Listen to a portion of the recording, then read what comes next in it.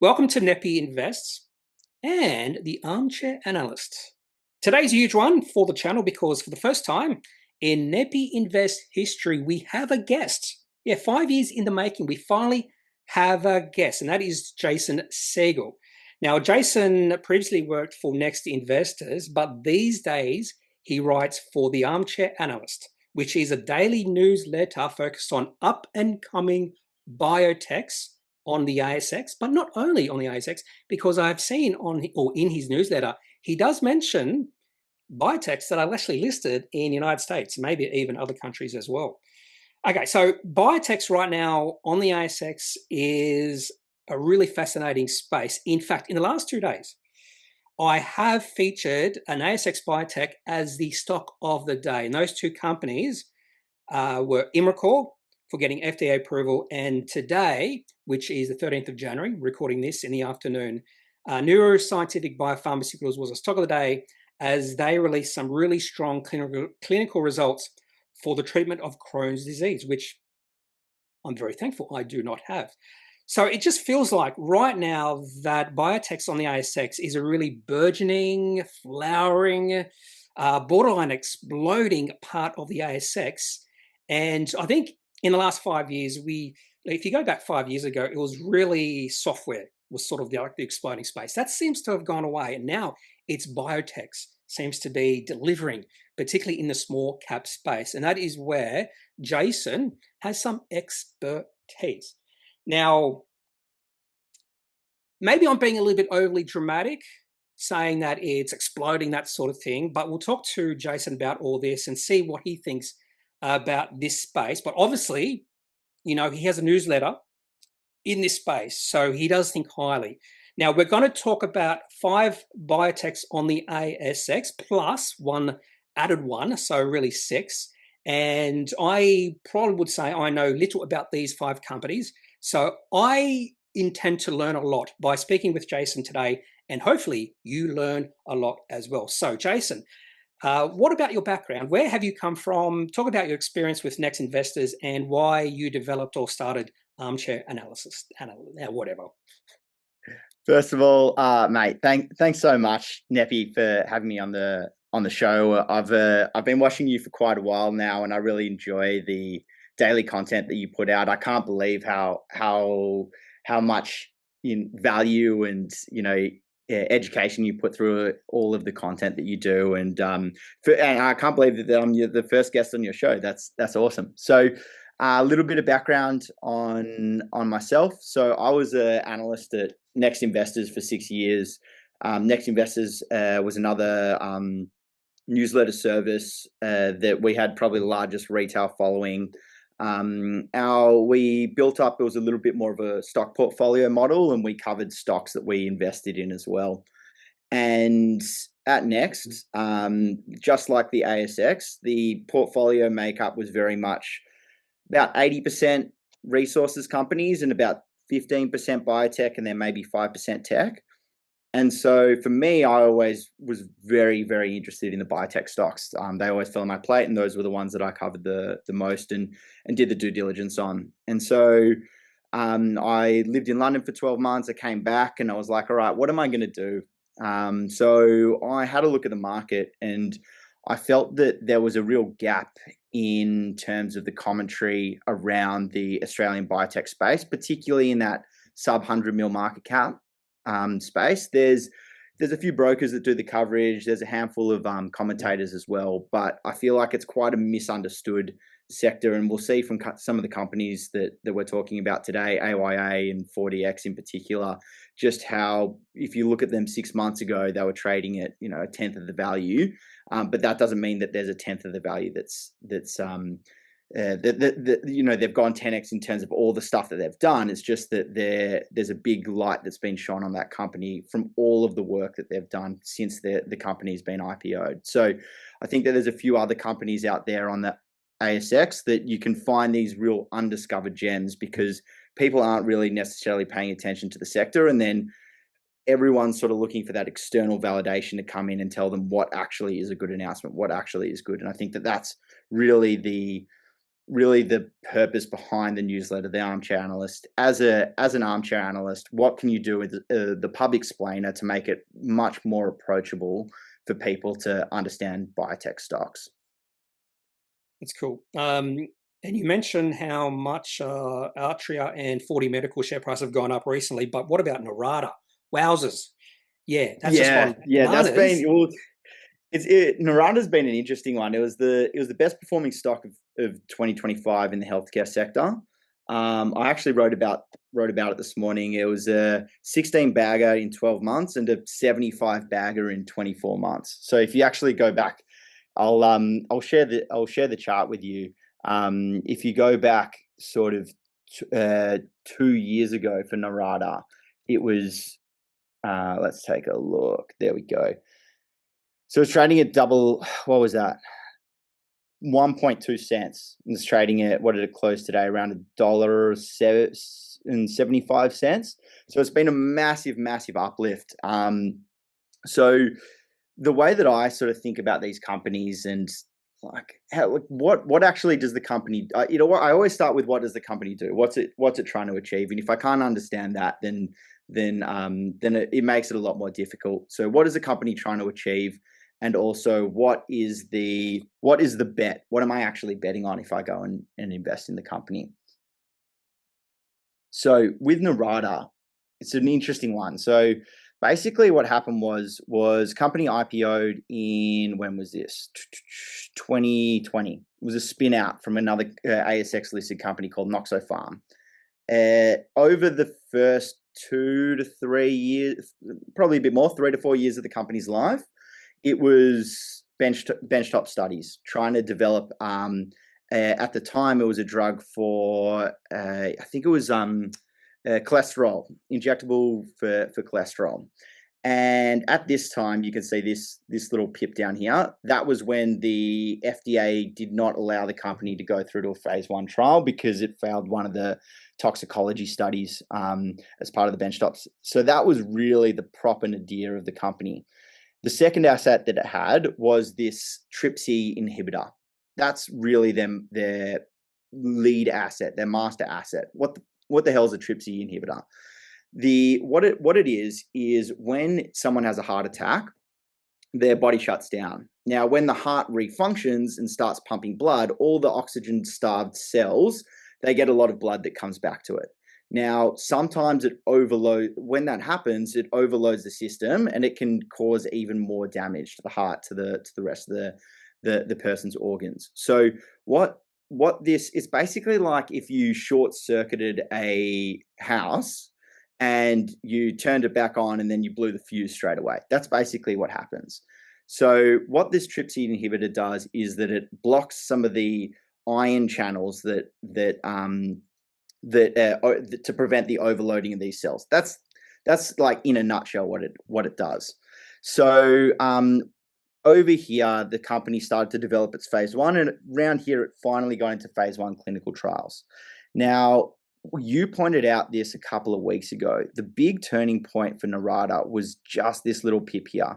That was when the original company that the asset was vended out of, they divested their stake to fund other clinical trials, and that really kicked off this big run. Now, what was really interesting when I studied the company is that not only did they have that, but they also had a massive whale buying on market. So there was this, if you look through the announcements of Nyrada, you can see a bunch of these change in substantial holdings. Let's take a look. Yeah, so Mark Azzi. So Mark Azzi's gone through and he's just been buying up stock on market, on market, on market, on market. And what you find when you have this whale that comes in and buys on market, whilst you also have a large shareholder that may have been a seller in the market, it sort of is a recipe for the stock price to move up. So that's what happened. Then the company around September, they had the end of the phase 1 results, and then it had another little kick on here. So what's this kick on? Basically, what happened was that there was a second company in Germany. Can't remember what the name of the company is. Boehringer Ingelheim or something along those lines. But what they did was that they proved that the novel mechanism of action is basically like what the drug does, is effective in humans at another condition. So what the big bet for Nyrada is that this thing that they have, this TRPC inhibitor, is like the next frontier of medicine. That's really the big bet. Now, once the company was sort of like flagged as the top performing stock of the year, you start to see all the traders come in and try to run it up, and then the stocks come down quite a bit since then. So this is when they announced their phase 2A. They're getting ready for the phase 2A trial, and that's when it sort of like started to come off, and a bit of heat's come out of the stock. So what I think is happening here is that this company has had a really amazing run. Now, I've seen other companies that are phase 1, just completed a phase 1 stage, and they're capped at 20 million, 30 million, 50 million. And to see this one capped at 250 million is an amazing feat by the company to tell the story well and to keep the share register tight. I think it helps that you've got a big buyer in the market that's like been buying up stock all the way through here.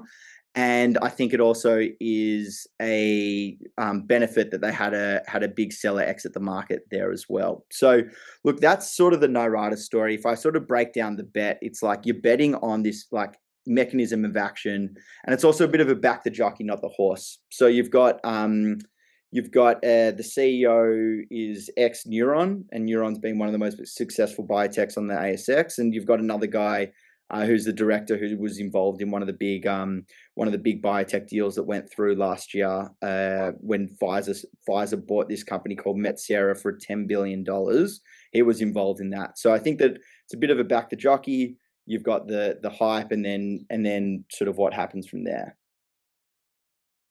That's awesome, because the first time I heard about Nyrada was quite a few years ago. Tony Locantro mentioned it. Yeah. And he mentioned cholesterol. So I always thought of Nyrada as cholesterol, but they're a completely different company now. Yeah, completely different company now. Yeah, that's the thing about some of the biotechs. I remember Dimerix, DXB, released something really negative about maybe 5 years ago. Yep. Share price just tanked, but that bad news was washed out. I'm not sure if it's the same company now. I can't remember. But sometimes if you go back, would have been 2020, 2021. Yeah, bang, yeah. Share price just collapsed. And you can see share price went all the way down in 2023. And then, the company seems like it's completely different. I'm not sure if it's like Nyrada, where it's gone from cholesterol to something else. But sometimes so go to Kneppy. There was a lot of interest. I still remember a lot of interest in Dimerix, and then they released the bad news. Share price plunged, and I completely forgot about it. And then they released something really positive towards the end of 2023, and that's when I became interested again in Dimerix. So sometimes it can take a while for these biotechs to, I don't think when they release some bad news, it doesn't necessarily mean it's the end of the story, because you can 100%. See with Nyrada, they've transformed into something else. So Dimerix is an interesting one. So here, what happened here was that this was the results of their phase 2 clinical trial for CKD, which is chronic kidney disease. Chronic kidney disease, I think it was. And they didn't meet statistical significance. Share price tanked. And what they did was that they pivoted to, rather than go after the broad indication for a kidney disease, they went super narrow, going after FSGS, which is like a rare kidney disease. And this is them running the clinical trial. This is them running out of money.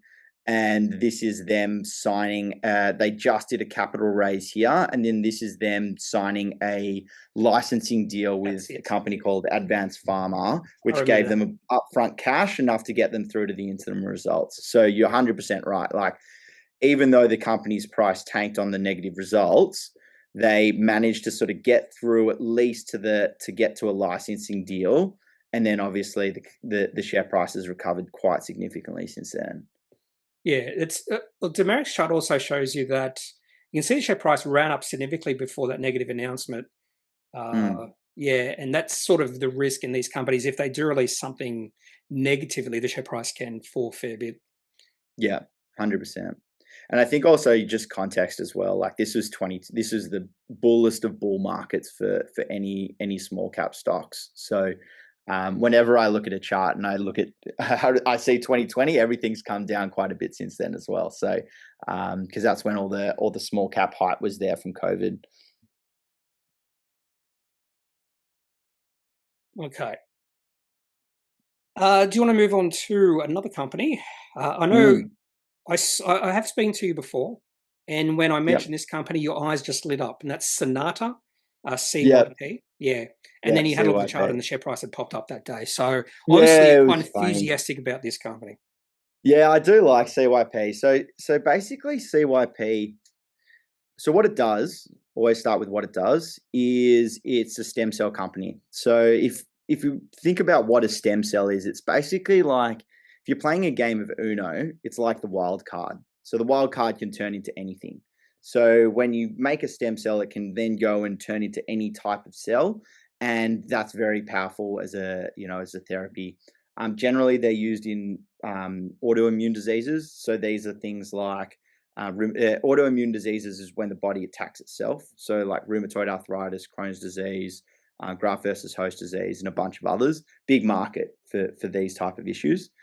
And so the reason why I like CYP is that it's the type of bet that I like to make, which is basically 6 to 9 months before a major like a major catalyst readout is when the bet happens. So I'll share the chart again. So let's go because I do like when you do this, Kneppy. So let's go through CYP's chart. So this is sort of when I started to get excited around it, around this July time, around the 16 cents. And obviously it's already ran up to close to 40 cents, but it's come off a little bit again. So what this run up is basically in before the end of June this year, they're going to have two phase 2 readouts. One's for osteoarthritis, and then the other one's for, I think, acute graft versus host disease. Now, one of the things I like to do with biotech companies, and to be honest, like as the Armchair Analyst, it's easy to find external validation. External validation can come from other companies that exist that have been doing something really good. So the big comparator for Cynata is Mesoblast. So Cynata, I think at the current market price is probably capped around like 70 million, 80 million maybe. And Mesoblast is, I think that they're something like 2.4 billion market cap company.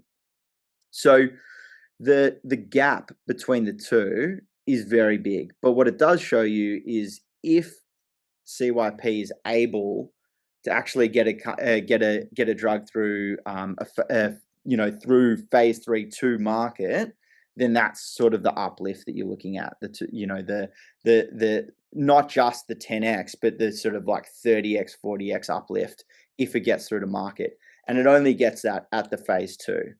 So if you take a look at so that's sort of what I'm really excited about for CYP is that they're not just having one readout, they're having two. And the reason why the share price popped here is because they just announced that they had finished recruitment for both of their trials. So recruitment's done, they've got a time frame, they're sort of ready to go. Now, big risk with this one is probably like funding and financing. So they got about, I think the last one they had about 4.7 million bucks in the bank, which is good, but it's sort of like they're running pretty thin if they for another 6 months, and they're going to have to back pay some of the trial costs.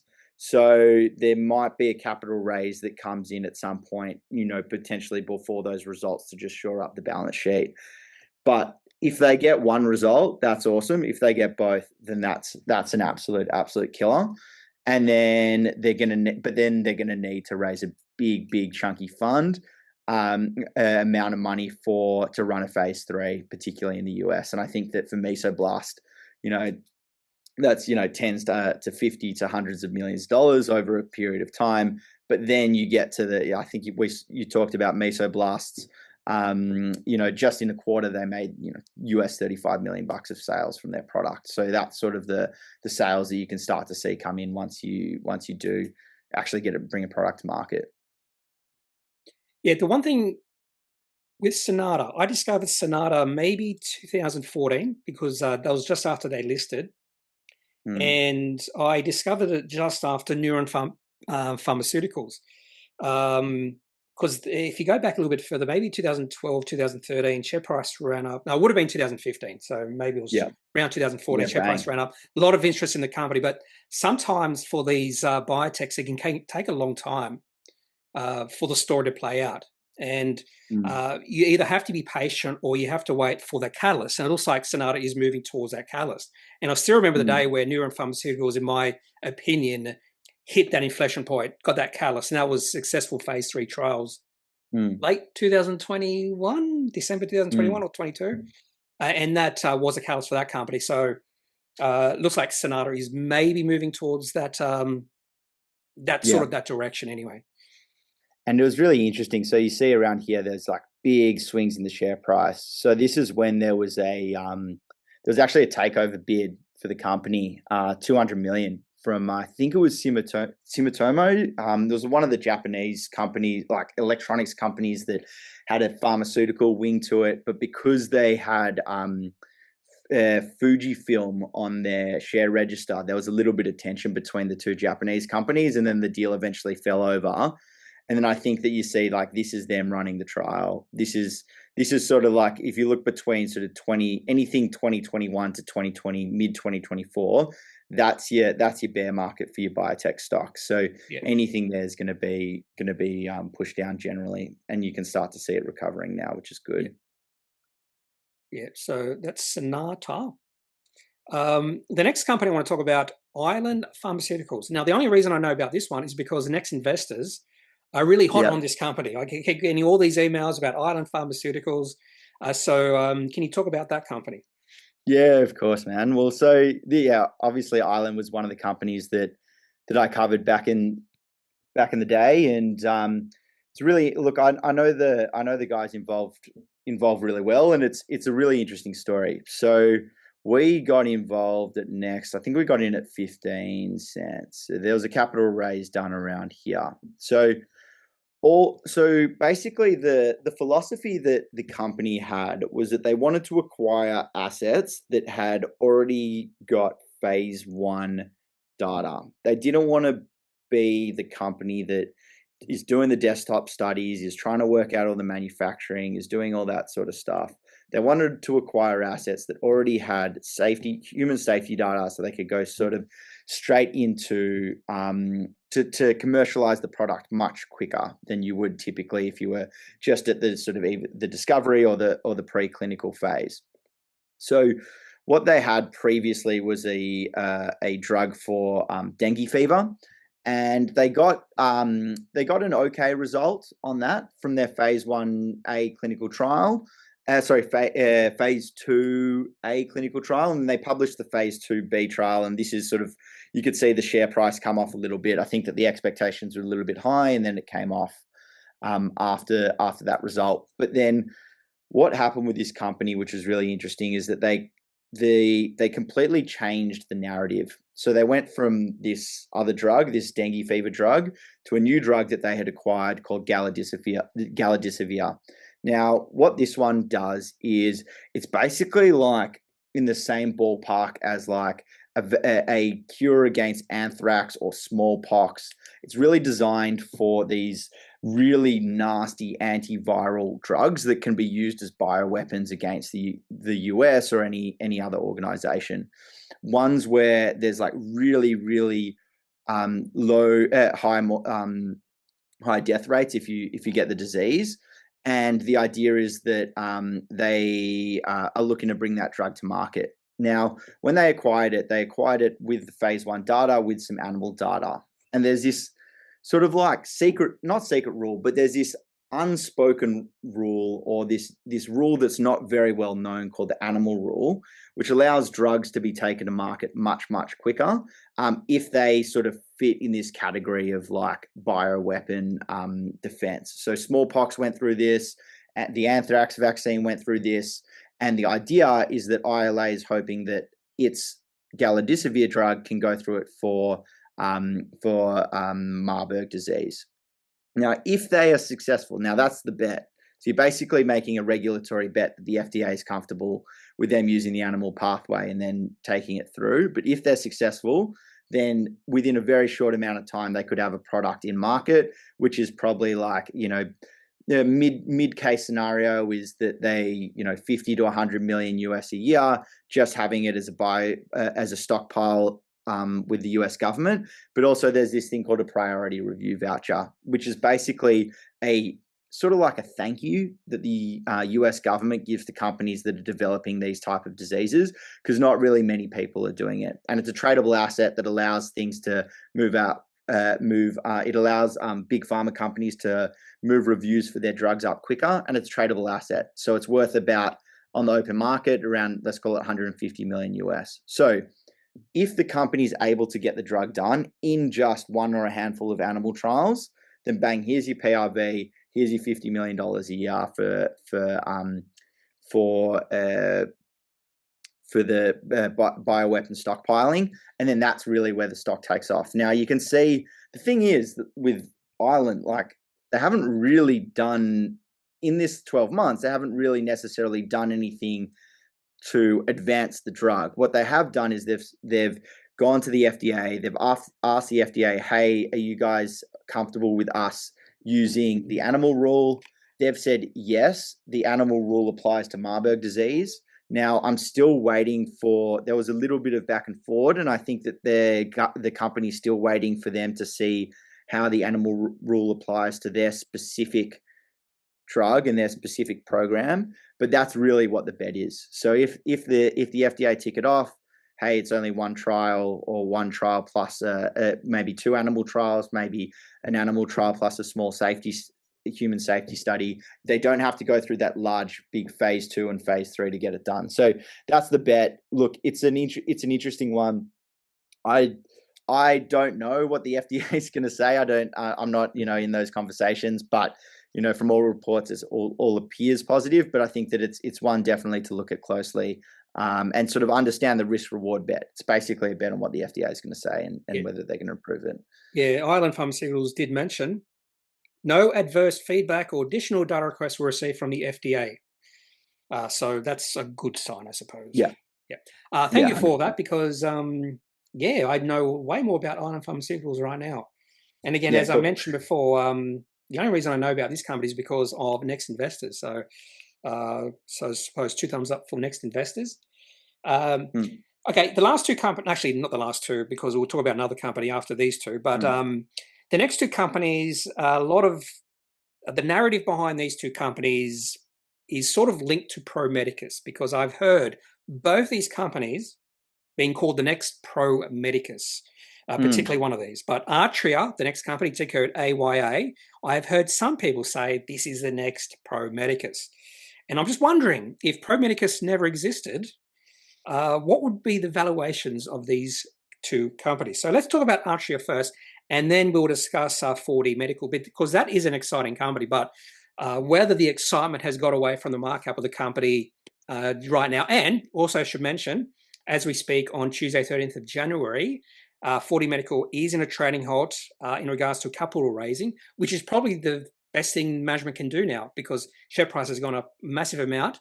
And when the share price has gone up a lot and you need cash, they're burning through a fair bit of cash, probably now is a good time to raise a bit of capital when the enthusiasm around the company is at probably all-time highs.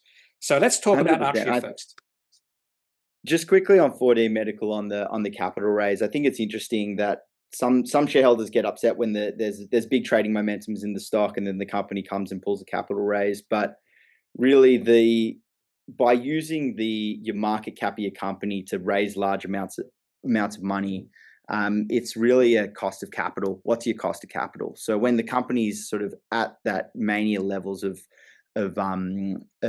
share price and market cap, they can really take advantage and sort of do the really big chunky raise to set themselves up. But it does take a little bit of time to churn through sometimes. But this is it's much better to do capital raising now than wait until the share price has dropped 30 to 40% when momentum has gone away, which I've seen companies do that. And anyway. So let's discuss Artrya first, and then we'll talk about 4D Medical. I know nothing about Artrya. I'll tell you that. I'll be honest. But I have heard people say, hey, this is a Pro Medicus in the making. All right, let's take a look at Artrya. Look, to be honest, this is probably one of the ones that I'm less familiar with compared to the other stocks, but I'll give it a go. So, what I like to do with figuring out what it actually does is to go to the company presentation. I also like And doing that. I've always and said I'm just lazy because I do that. I love doing presentations, looking yeah, at presentations. Yeah, but I and also mentioned it's just reading your newsletter.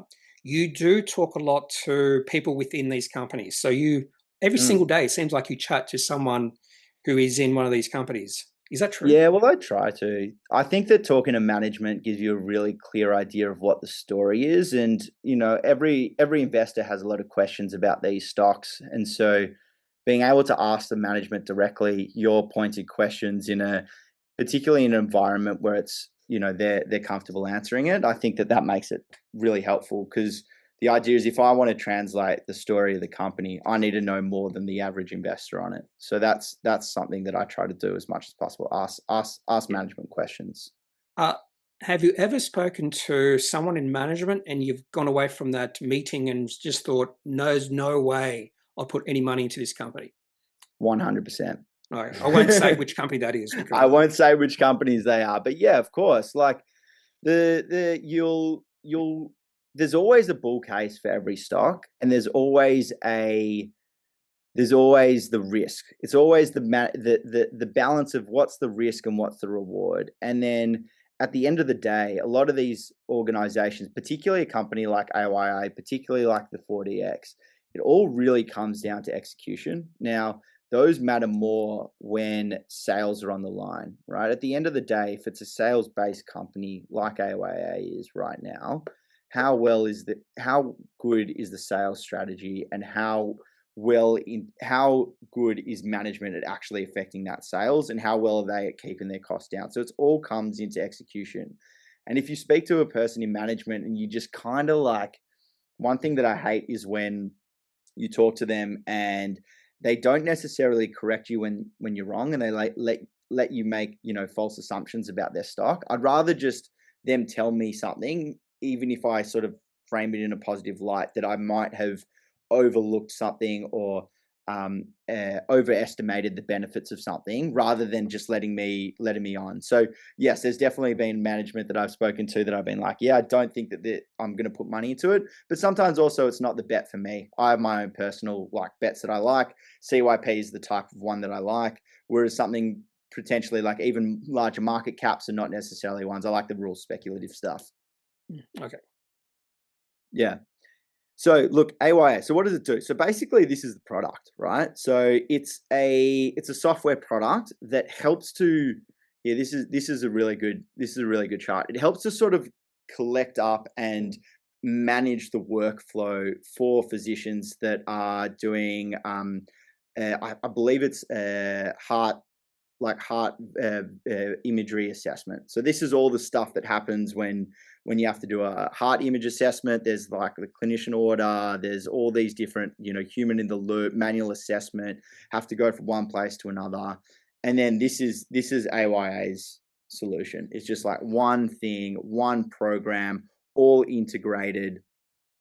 So this is a really important part of the story. So basically, there's like 3 levels to what AYA sells. So each time there's a scan that the hospital does, they get paid money back because they've got a reimbursement in place with the insurance companies and the US government and the US Medicaid to say, okay, if the hospital does this scan, you're going to get $325 back. If they do this scan, you get 950, and you generally do those together. And then if you get the third one, you get an extra $1,000. Now, there's a certain I don't know exactly what the scale is, but most people do this bottom one that go in for a heart checkup. Then some people do the middle one, and then even less people do the third one. But they still get it. Sort of stacks all their revenue. So what happened was with the company, and I'll go back to the chart, is that in really early on, so they IPO'd in 2022, and really early on, the FDA said, "Hey, we're not going to approve approve your your Silex platform. So where was that? So FDA application. So this is like really what you don't want to see. So has not received clearance for commercial use at that time. So basically this set them back like 2 years in order to you can sort of see that on the chart. That's like FDA didn't approve. And then it's sort of this big lag of, the trust levels in the market they're starting to sell out their positions. So this is where obviously down here between here and here is the best time to buy the stock, but that's also when the sentiment is the lowest. Eventually they did, I think it was about a year and a half later that they did get their FDA approval, but the market didn't really quite turn. So they got, FDA, I think it was in 2025 maybe. But they got the FDA approval for this first bit, but that really wasn't the that was sort of the base of the cake. They really wanted the big filling. So they finally got FDA approval for this second one, and that's when the stock started to really turn. Now, I think that they got FDA approval for the second one here. Now, what happened was they even though they still had FDA approval, people were like, okay, cool, you've got your product, but how are you going to go and sell it? And then this point here, this is when they signed that deal with I think it was Tanner Health, and that was the turning point. So that was the sort of commercial validation for AYA to say, they've got this contract with Tanner Health. Someone's out there that's actually going to go and buy it. Now you can see it's what $600,000 commercial contract, but this was sort of the foundation of what they set. So I think when you say, are they the next Promedicus? Promedicus, when you were talking about it, this market cap, they were coming out with like $10 million deals and $20 million deals. These are a lot smaller deals, but but the way that I look at it is, what's their like sales strategy, and how likely is management to actually go and execute on it? So I believe that their sales strategy is through this Sapphire study. So they're running a study with a bunch of healthcare clinics, and it's sort of like a try before you buy type thing. So the next catalysts that I want to see, and really where the risk points are, is like how many of those organizations, of those big healthcare companies that are running this try before you buy, going to actually go and convert into real paying customers. So you can see Tanner Health, and then they've got 3 customers so far. So Tanner Health's a big one, and then they got 2 smaller ones, and then they've got a bunch of these other Tanner Healths on this Sapphire program, this flagship Sapphire program. So how many of those are going to actually convert? So what this plaque study is, so basically what the imaging does, it helps like flick on a light and you can see where the plaque buildup is in your heart. That's the basic idea behind it. So look, that's AYA. It's not as detailed as the other ones because I'm not as across it, but that's my sort of high level understanding. And when you say the commentary is like, hey, this could be the next Promedicus, or this is the next 40X, what I find is that it's really easy to understand these companies for retail investors as, hey, here's the big brother to point to. Here's someone who's gone and executed on it really well. It doesn't hurt when Promedicus decides to put a little bit of money into one of the companies either. Yeah, 100%. Yeah, Promedicus is investing in 40X. Hey, that's a big validation of this whole imaging market. And that was sort of you can see the sales strategy. They're starting to go into the US healthcare system. It's same.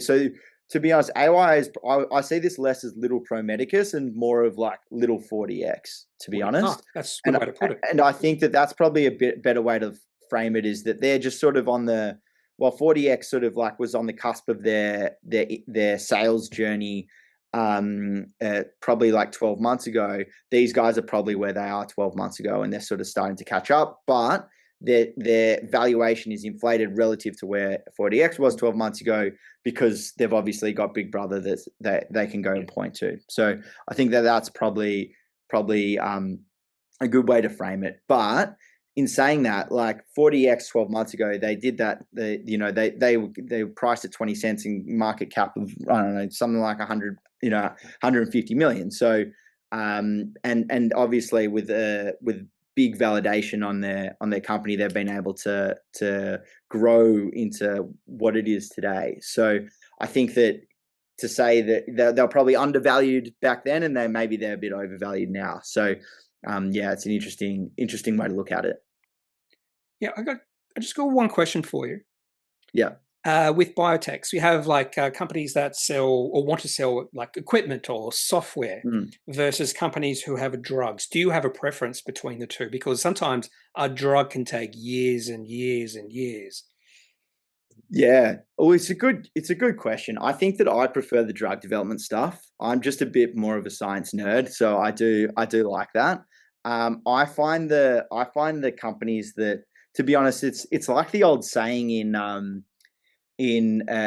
what was that TV show again? I can't remember, but it was sort of like that saying of like no revenue. Like it's so much easier to value a company, I find, when they're pre-revenue and it's all a story stock.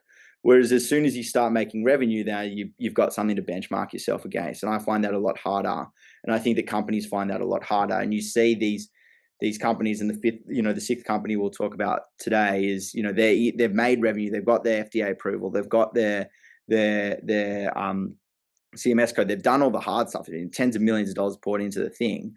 But because they're just at break even, or they haven't quite figured out the commercial strategy, it's a lot different. So I think that there's the exit strategy for a lot of the biotechs is hopefully they get taken out by big pharma. And what you've seen in the last 12 months, and I'll just touch on this real quick, is that the last 6 months, big pharma's on a massive shopping spree. I had a chat with one of the CEOs of an ASX listed company who's over in JP Morgan Healthcare, largest biotech conference going on in the US right now. And she said that big pharma is basically out there buying anything and everything. And the reason for this is because there's a thing called a patent cliff.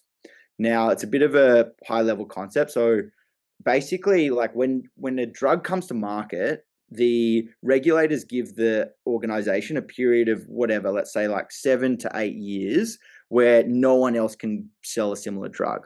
So they own the whole market. So if you go and create some disease, some blockbuster drug. So, for example, the drug for chemotherapy, Keytruda, is owned by Merck. That drug does like $29 billion a year in sales. So for 7 years, Merck is making $29 billion a year, and that's sort of the dream for these drugs. But in 2 years' time, that drug is now coming off patent, which means that anyone can come up with their own Keytruda similar and absolutely tank the price of what that drug is.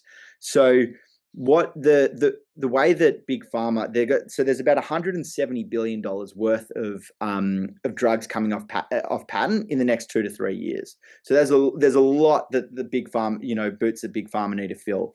And their current pipeline of assets. So these are phase 2 and phase 3 assets, because there's no point in them buying a drug that's already in market because it doesn't have the patent protection. They're looking for phase 2 and phase 3 assets that they can go and take to the clinic to satisfy this pipeline and replenish their stocks. And so when they go and do so what they're doing right now is they're basically shopping around and trying to find any and all assets to refill these coffers so that they can get their, they can replenish. And they could try to do it themselves. Like, they've got all these big pharma companies have all big, large R&D teams and they do it, but it's much, much, much quicker to just go and buy another company or buy another asset. So what you've found is in Europe and in China, a lot of the sort of phase 2, phase 3 companies are getting acquired. I'm hoping that starts to come to Australia in the next few months, the next 3 or 4 months. And then what you'll see is, like, once one, let's say a Dimerix gets acquired, let's say a CYP gets acquired, and a handful of these other ones get acquired, then people start to speculate on the earlier and earlier stage bets. And it's sort of like a rising tide lifts all ships. So I really understand that bet really, really well. So I understand the drug development bet. Okay, the awesome. medical device and sales bet's a little bit more not necessarily in my wheelhouse, which really is can they sell this product? Yep. Medical device, that was the term I wanted to use. Instead, I put in equipment, but that's okay. All good. But that's awesome insight there, because I have never, that's why I'm chatting with you, because you're way smarter Awesome. when it comes to this sort of stuff than I am. I do have another question, but I'll ask this probably after we talk about the next company, and that's Yep. 4D Medical, because Yep. it's in a trading halt right now. But Yep. I have heard people say not only is this the next Pro Medicus, but this is going to be better, bigger than Pro Medicus. Yeah. So Wow. let's discuss this company, 4D Medical. Yeah. So first of all, like 4D Medical was awesome for the sector. A lot of people made money off it, and when people make money, so they did a capital raise. Let's take a look at the terms of this capital raise they did. They did one in. I was chatting with a broker yesterday actually about it, and he said it's one of the greatest raises that anyone has been able to do, and made a lot of people money. I believe it was it was part of this SPP, so it was like $8.4 million. Did they have a price that was here? For 42 cents. And then there was also options and piggyback options. Yeah, so 1-for-1 option and one for one piggyback option. So everyone got 2 free options on this deal plus the discount. And now this is already like 10 bagged on the placement, which is already good enough. Plus you get a free option, plus you get a free piggyback option. So everyone who got on this deal would have made like a bunch of money, which is great for the sector because then they can roll it into earlier and earlier stage bets, which helps fund the sector. And real big wins like this one really do help. So what's the story behind this one? So basically, similar to AYA, they kind of IPO'd around the same time. So 40X IPO'd, I think it was 2019, and this was a classic story of things take longer than you expect and cost more money than you expect. So they go up, and then this is really like they're really high cash burn, sort of $4 to $5 million a quarter. And it's just raise after raise after raise. Eventually, they do get FDA approval for a product, but it's sort of like it wasn't their flagship. So they've got basically the product that they have now. I believe it's like a plug-in. You can plug it into a machine, and it helps create like a lung and heart scan. And right now, this is how someone described it. In order to do the lung scan, you need to like breathe in what's it called? Not uranium, the like nuclear stuff, and then it like can image it. And so that's not very necessarily safe or effective, but you can actually see to get an image of your lungs. That's how they sort of see like the full lung picture. And what 40X's does is that it takes like just a regular X-ray scan and can turn it into a 3D model.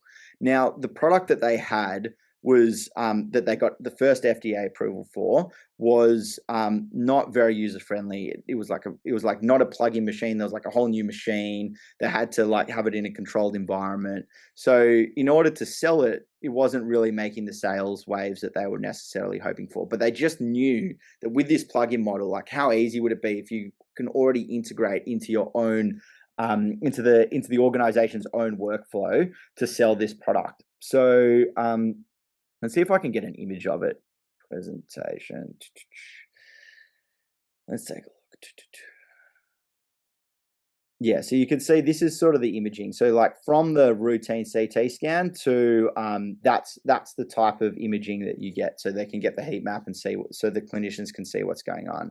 So this is sort of the stats. So there's like 1 million of these type of scans that they're doing, and they charge, I think it is $650 per scan. So sort of like on the upside there, that's like $650 million a year if they, attack the whole market. And I think that there's other ways in which they can improve the product and have more and more sales. So the big turning point for 40X was like right around. So they did this capital raise, traded, and then finally they got a big investment, $10 million from Pro Medicus. So I think that that's why everyone calls it the next Pro Medicus, because really Pro Medicus did have a look at this product and they were like, I can see the value in it. Yeah, there you go. 40 Medical secures 10 million. Oh, sorry, no, that's the Philips deal. That's the options. Yeah, there you go. 10 million strategic investment. So this was the 31st of July, and that's really where, yeah, there you go, bang. That's when it turns. That's when the whole stock turns. That was 26 cents. I still Yeah, remember that. It meant on that day I yeah, it was went, "Oh, amazing. maybe I should I put." was at a mate's Bucks party. I was like, wait, what? Yeah, I just saw Pro Medicus and I went, this is actually a fairly significant announcement. I went, nah, I won't put any money in it. But Oh yeah, no. Oh, that's I classic. was But it at wasn't the just time because that, right? I do have money in a Pro Medicus, so I thought, look, Mm. yeah, but it's been a good deal for Pro Medicus as well. Oh, Um, yeah. Yeah, I was just thinking that. Like, they've basically like 20 bagged on their yeah, like, we talked about Noxapharm selling out of Nyrada. I yeah. wonder what they think now, because as soon as they went out of that company, share price just went. Brrr. So I Yeah. forget how much money they got out when they sold out of They Nyrada, got two but and a half. They got 2.5 million, and their stake would have been worth at $1 33 million. yeah, So that they, but to be fair, I like, because I did have a chat with the guys. It was like, was their exit causative of the share price rise, yeah, I actually or think it was. yeah, I think it was as well. Yeah, I think yeah, it was as well, because they would have I, been selling pressure on the yeah, big buyer, and yeah. Anyway, 40x. So, but it wasn't just this. It wasn't just this Pro Medicus deal. So they got the FDA clearance for their main product, which was big, yeah. and then immediately they started to get in customers. So they got the screening sites, and then you see options exercise. So they got Stanford, they got $10 million audit from the Philips deal, and they got like the University of Miami. So they got like a couple of customers in really quick succession, and I Can think that sort of helps build the momentum in the stock and like capture the intention of investors to really like believe what this is going to become. can you just open up the University of Miami announcement there? Yeah. There is interesting wording.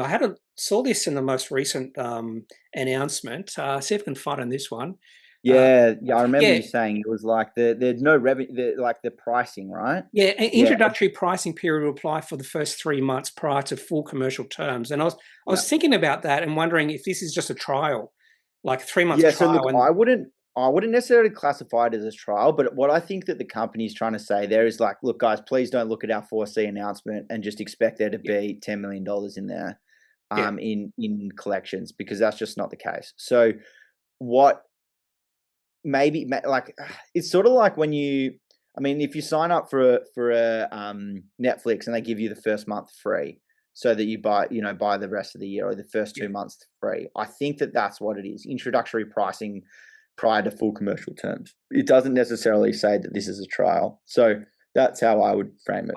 Another thing is because everyone's been referencing this as, maybe not everyone, but I do hear this Yeah. a lot. Next Pro Medicus. But when Pro Medicus releases this sort of contract, they always have a Mm. financial number. This is $30 Yeah. million after 5 years. But Yeah.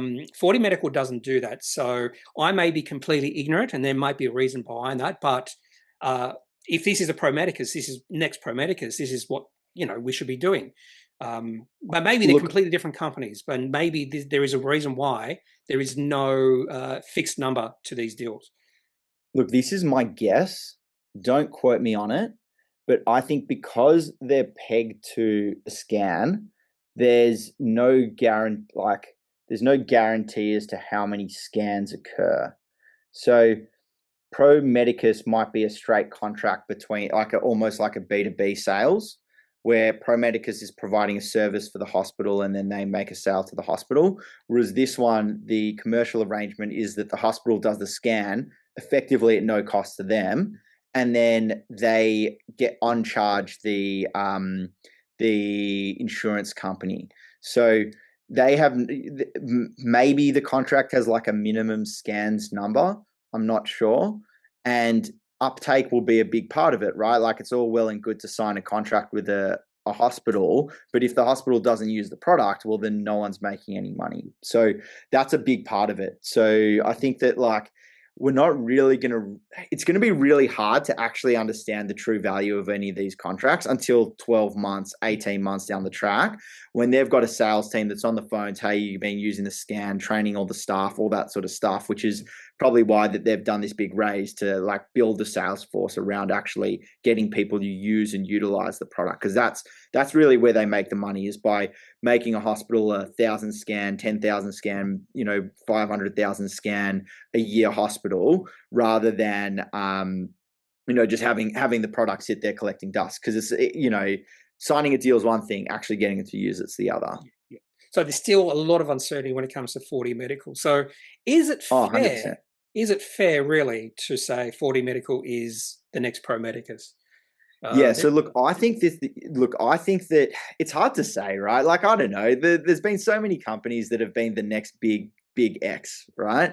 And so many have been, the dustbin of small cap, stocks have been left on the, there's been the next 40X, the next CSL, the next CBA, the next, Afterpay, and so on and so forth. But like, even if it doesn't reach necessarily the heights of Pro Medicus as like an absolute stable of all the, super funds and institutions and all these sorts of things, and like a real staple of like Australian stock market companies, it still could be a very, very, very good company, and it could still potentially get there. And I think that the upside belief does help investors understand the potential, but there's still so many risks and execution risks that's to get there. Will it be there? Man, I don't know. Is there a 3% chance, a 10% chance, a 20% chance? I don't know. It's hard to put a number on it, but if that's the upside of it, that makes sense to people. And then it's about, okay,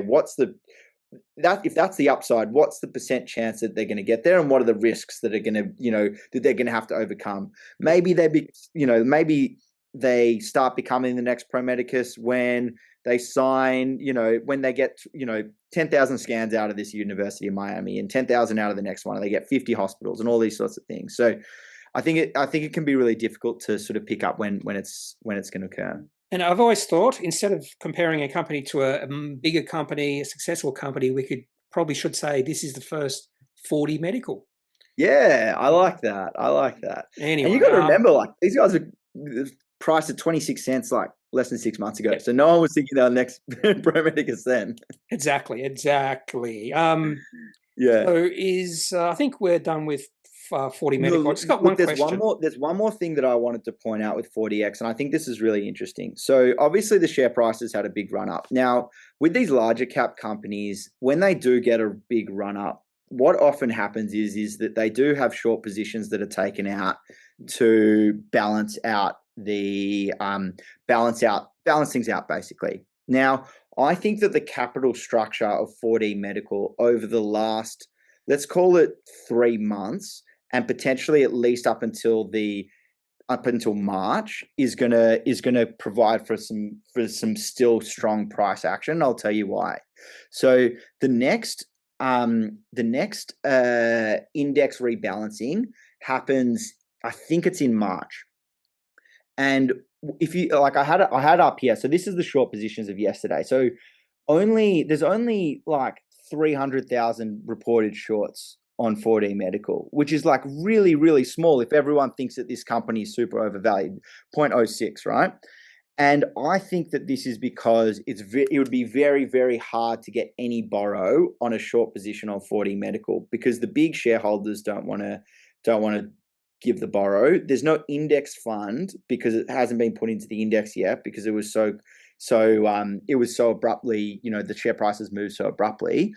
And the large shareholders, like, even if you look at a Bell Potter, for example, they're trying to win the next capital raise. So they're not going to go in short. They're not going to go and sell their options and sell their position. So because there's like, looking at the fundamentals. So when I saw all these options exercised, Bell Potter exercised like $30 million worth of options. And when I saw that, I'm like, oh, surely this is the top for 4D Medical. Where was it? $30 million worth of options, right? So Bell Potter got $30 million worth of options underwritten. So the company got a bunch of money in, but Bell Potter took the options and took that big position. Now, is Bell Potter going to go punt this out? Because they want to go and win this current raise that they're doing, they're not going to touch these shares. So even though the company has like options that got exercised, it's still not necessarily a selling overweight on the company. And also because there's not much borrow out there to short the stock, there's not that shorting pressure. So it's in this sort of like Goldilocks zone where it's still got that momentum to run up. But I think that once the balance comes out, reaches into the index, which will cause some passive buying, which will be very good for the stock. But also on the balance side, it means that they can start becoming some short positions, so to balance things out. So I think that, look, give it 6 months, 12, 6 months time. There's a capital raise that's just occurred that they're going to need to wash through as well. What's the stock actually going to look like? And they're going to need to prove up some of these milestones to actually deliver on and justify their large market cap. But they did the right thing. They raised the money at the large market cap. Now it's up to them to go and justify it. So, and I think that those circumstances actually sort of help them to get there. Yeah. Well, thank you for that awesome insight. But 40 Medical seems like a lot of people right now have a lot of conviction about this company, and conviction with these type of companies is quite important. I wouldn't be there just yet, but I can definitely see 40 Medical. I mean, if 40 Medical had a market cap of $100 million, I'd probably be all over right now. It's just the valuation is all. Yeah. And I think also you can never underestimate a lot of people sitting around a dinner table who had just made 4 bags or 5 bags off a capital raise that they did in March and the piggyback options, telling all their friends about 40 Medical. Because I've got one other thing to say, and hopefully he does not watch this. My dad bought 40 Medical shares quite a few months ago. The only company he bought, so... well, I hope he does well. What price did he get it at? He has asked me whether he should sell or not. I said, I can't give you advice. No advice. Yeah, what price? Well, what price did he get it at? I don't remember, but it was much lower than it is now. So yeah, he's done well. Oh, well, that's okay. He's made money. You never cry over profits. And then he said, maybe I should put some money into Superloop, and he's decided not to. That's probably Superloop. I'm not familiar with them. They're an internet provider. Yeah. Anyway, actually, this has gone on quite a long time. It's almost 6 hours. Oh, sorry. Anyway, one other company. One more stock? What was that, sorry? Do you want to do one more stock? Yeah, we'll do Control Bionics, CBL. Yeah, cool. Yeah. Yeah, so look, this one was a request from me. This is one of my personal favorite stocks. And I think that it has the same hallmarks, not necessarily does the same thing, but the same hallmarks as the companies like your AYAs and your 4D Medicals, in the sense that they IPO'd sort of around that 2021 mark. They got absolutely hammered, and I think that they're on the cusp of something pretty awesome. So I'll just quickly run through. So this is CBL, Control Bionics. So when I heard about this company, I was just like, so you can see IPO'd, absolutely hammered, and now they're trading at like 20 mil market cap. I think 99% of companies on the ASX listed in late 2020, 2021. Can you imagine getting into that IPO? Absolute torching of capital. Anyway, one man's trash is another man's treasure. So that's what I like to say. So CBL, reason why I like this company. So there's a thing called Neuralink, which is like a brain computer interface that Elon Musk created. It's probably, multi-billion-dollar company. There's another, and he has the idea behind it is that you have some brain surgery, get a node in your brain, and then you can control a computer. Now, there are other companies out there. There's another company in Australia called Synchron that did something very similar, where they brain computer interface, and they just recently raised, I think it was like 300 million at $1 billion valuation. Now, CBL has a brain computer interface where you attach the thing to you, but you don't need the brain surgery. So you just attach a little sticker to your brain, you wear a watch, and you can control computers and the like. It's built for people who are paralyzed, and the idea is that they can, talk through computers. It was actually originally invented for Stephen Hawking as a product. Now, the reason why I think this is interesting is it's got an FDA approved product. It's in market. They've got FDA clearance, and they've got a CMS code, which means that they can get the insurance. And they did $7 million in sales last year, US, and last financial year. And they just signed a deal with Apple. So Apple, that's what the big spike here is they signed a deal with Apple, so that they're one of the only companies that is allowed to use and be in touch with Apple's firmware. Now, the problem with the company is that they're always being benchmarked just on sales, right? That's what I said. Like no revenue. You benchmark you on your technology and you get valued way higher. Whereas you benchmark on your sales, you're just basically a break-even company. Why would I go and invest in it? So why I think that this is interesting is they've got an opportunity to, if they go and outsource their sales or license their technology to a larger seller in the US, which I believe that they're in the process of negotiating some deals now, is that if they're able to secure one of these deals where they can go and out-license it and outsource all of their sales to someone else like a GSK or a Philips or sort of like the deal that 4D Medical has, that will be a big kick up and sort of allow them to focus more and value it on the technology rather than the ability to sell the technology. So I think that's why that's sort of like really interesting company to me, and they're capped at like 23 million. All of their last capital raises have been just rights issues, which tells me it's just insiders that are involved in the stock, and there hasn't really been that like broker coverage or real retail support for this company. It's sort of like the one that I say that like maybe 8 people really know. Like there's a tight share register, but also like not many people like have really caught on and hasn't really caught on fire yet. So this is one I reckon to watch out for, and this is my sort of like big call for 2026. It's awesome. It's awesome. Control Bionics, the next 4D Medical. Your next 4D Medical, yeah. Everything's the next 4D Medical.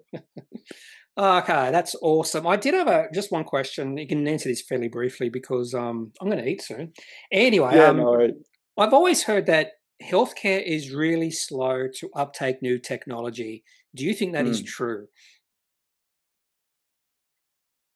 The healthcare system? Yeah, the healthcare system sector, hospitals, fairly conservative when it comes to new technology. I think 100% it is probably one of the. It was really interesting. I was listening to the CEO of OneView talk. They sell a AI like a device, like a medical almost like a something into hospitals, to help hospitals run more efficiently. He said that the healthcare system is the system that needs AI the most, but probably is the slowest to take it up. And I think that what you find is that particularly in hospitals, there's this big nursing shortage that's going around at the moment. And if AI and new technologies can help make more efficient the hospital system, patient records, all that sort of stuff, it will just make things a lot smoother and allow people to get better care.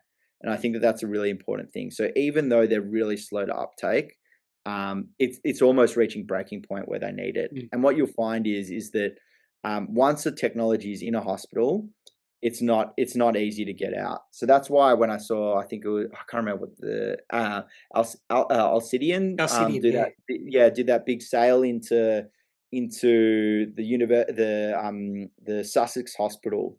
I was like, yeah, they're not leaving for 20 years, right? So like that's the once these companies have a service provider, it's really, really hard to change because the decision-making framework in a hospital is not clear cut or one person. It's really challenging. Yeah. Or robotics. In fact, I was reading something this morning about robotic surgery. It's coming, apparently. It's coming. Oh, and did you see OpenAI just launched Healthcare GPT? Oh yeah, saw that too. Yeah, super interesting. So like, it's coming. Like, and the tech companies are going to go and do it whether you like it or not. Yeah, but I think that the regulatory framework around it means things are slow and conservative. Like to get a product approved, it's years and years of work. Sort of like the government. I work for the government, and it's slow. Anyway, enough about that. Yeah, fair enough. Okay, do you have anything else you want to discuss? Yeah, look, just one more thing. If you want to follow me, go check out thearmchairanalyst.com. Subscribe, sign up to the newsletter. I send it daily. It's free. I'll try to leave a link. I usually forget when I say that. I usually forget to leave links. Yeah, leave a link. Yeah, I appreciate that. And look, Kneppy, this is awesome. And I really enjoyed talking about these stocks. I can talk stocks all day until my face goes blue. So it was really good. Absolute pleasure.